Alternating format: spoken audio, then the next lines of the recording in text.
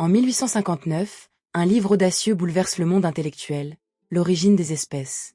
Charles Darwin, naturaliste, remet en question les dogmes religieux avec sa théorie de la sélection naturelle.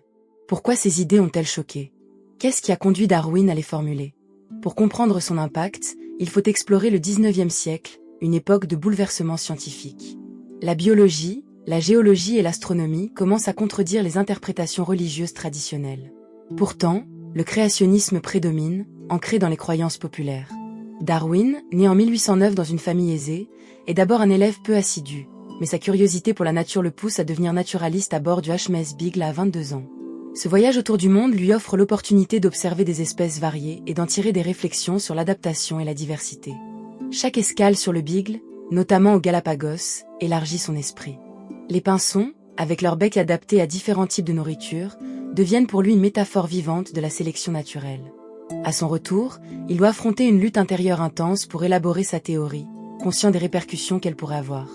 L'angle de ses observations est plus qu'une simple curiosité, c'est un véritable éveil intellectuel. À chaque île des Galapagos, la richesse de la biodiversité l'éblouit. Il note avec précision, il semblait que chaque espèce était une solution unique à un problème particulier de la nature. Cette sensation de découverte, ce frisson d'une vérité encore inexplorée, l'embrase et lui donne le courage de remettre en question des idées qui ont prévalu pendant des siècles. Après des années de réflexion et d'observation, il publie L'origine des espèces en 1859. Ce livre transforme non seulement la biologie, mais provoque aussi un tsunami de débats éthiques et philosophiques. Les réactions varient, certains voient en lui un visionnaire, d'autres un hérétique. En effet, la publication de ses travaux engage un affrontement entre la science émergente et un dogme religieux bien ancré. Le moment de la publication est critique. En effet, la société victorienne est en pleine édification de ses valeurs morales et religieuses, enracinées dans une vision statique de la nature et de l'humanité.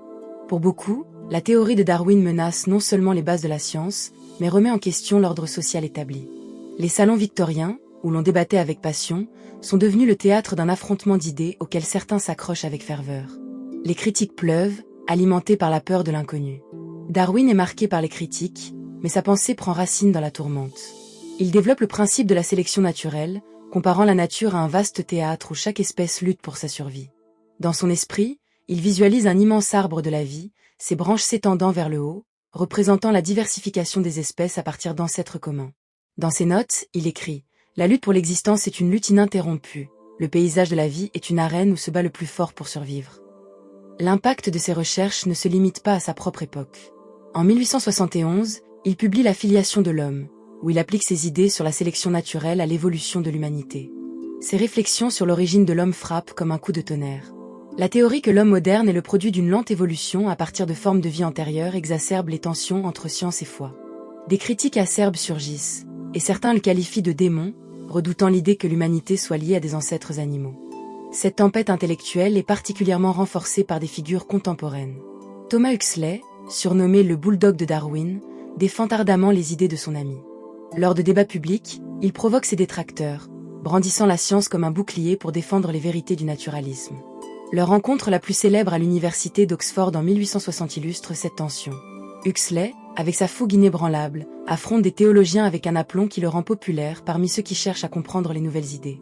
La tension entre ses partisans et ses opposants atteint des sommets, et des articles dans les journaux jettent de l'huile sur le feu, commercialisant le débat scientifique comme un spectacle du siècle. Dans l'œil de cette tempête, Darwin demeure résilient. Bien que conscient des répercussions de ses découvertes, il s'immerge dans ses recherches. En 1872, il écrit l'expression des émotions chez l'homme et les animaux, explorant les fondements biologiques des émotions humaines. Son désir de comprendre la connexion entre l'humain et le reste du règne animal n'est pas simplement un exercice académique, c'est une quête personnelle pour réconcilier ses idées avec sa propre humanité. Il navigue sur cette mer tumultueuse d'idées nouvelles, réalisant que chaque découverte pose non seulement des questions sur le monde naturel, mais aussi sur notre place au sein de celui-ci. Finalement, il se retire dans sa maison à Down House, se consacrant à la recherche tout en fuyant le tumulte extérieur. Malgré les controverses, ces idées sont intégrées dans notre compréhension des êtres vivants. Dans l'éducation scientifique moderne, l'évolution est enseignée comme une vérité fondamentale, marquant un tournant dans notre approche de la biologie. Darwin incarne la lutte pour accepter la vérité scientifique face à l'ignorance. Ses réflexions sur la vie nous interrogent sur notre propre nature et notre rapport à l'écosystème. En repensant notre place dans ce vaste réseau de vie, nous devons nous souvenir que la curiosité et le questionnement sont essentiels. Aujourd'hui, face aux défis mondiaux, la quête de connaissances est plus pertinente que jamais. Les idées de Darwin nous inspirent à poursuivre notre propre enquête sur la vie et à accepter le changement comme une constante. Chaque pensée, chaque action compte. Que ces découvertes continuent d'alimenter notre quête de vérité.